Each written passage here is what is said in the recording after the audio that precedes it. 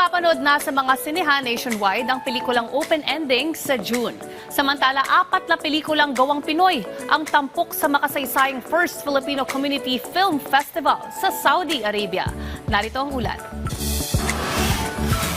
Nabuo ang kasaysayan ng matagumpay na inulunsad ng Filipino community sa Riyadh, ang kauna-unahang Philcom Film Festival.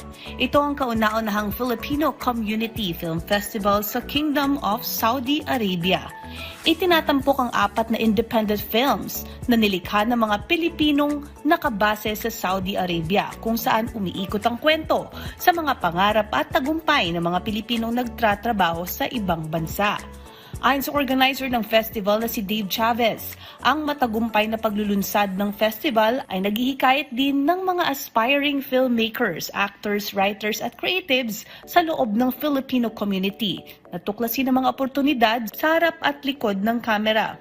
Itong nagpapatunay na kahit saan man ang Pinoy sa mundo, ang kanilang kwento ay magpapatuloy na mag-inspire at connect ng bawat isa sa pamamagitan ng pelikula.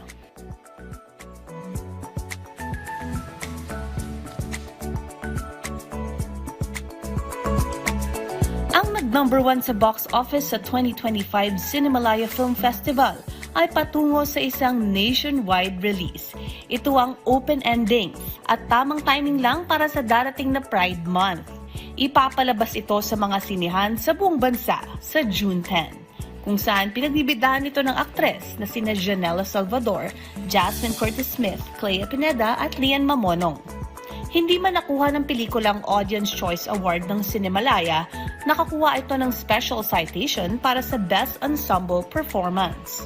Pagkatapos ng Cinemalaya, sumabak ang Open Ending sa Asian Next Wave, ang main competition section ng 2025 Q Cinema International Film Festival noong November last year. Nagkaroon ng international premiere ang pelikula sa Wicked Queer LGBTQIA+ Film Festival ng Boston noong Abril at napili rin ito para sa Queer East Festival sa London. Abangan muli bukas ang aming entertainment stories dito lang sa Ulat Showbiz.